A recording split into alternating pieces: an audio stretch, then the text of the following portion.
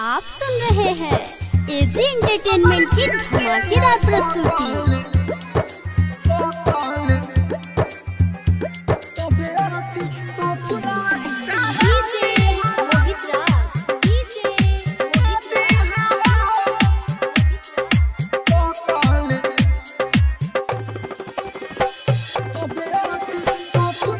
Mix by AG recording studio.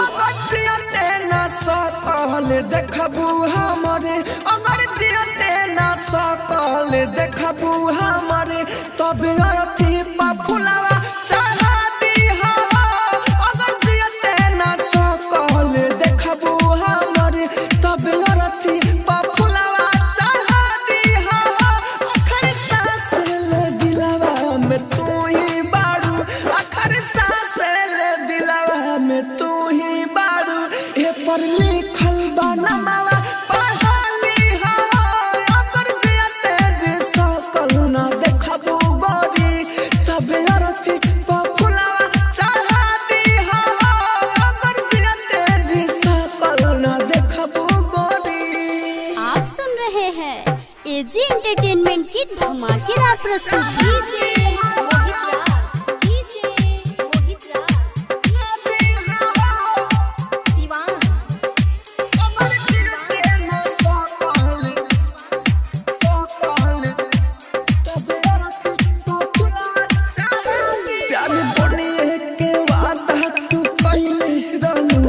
गाँव मंदिर में क्रिया खैले रहू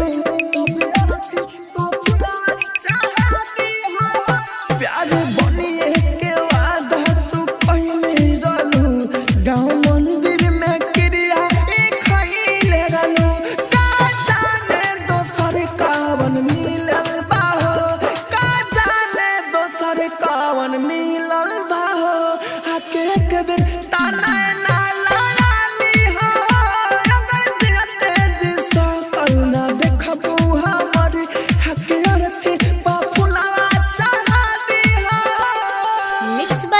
रिकॉर्डिंग स्टूडियो।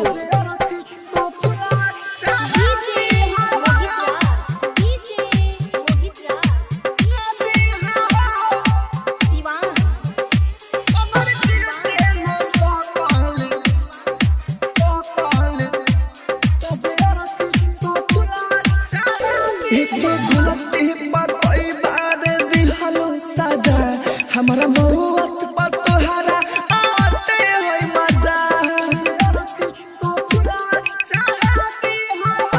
एक गलती पर कोई बाजे दिहलो साजा हमारा मौत पर तोहरा आते होई मजा राहुल राजधानी अमित आशिक कहे राहुल राजधानी अमित आशिक कहे अपन दोसरे पमनवा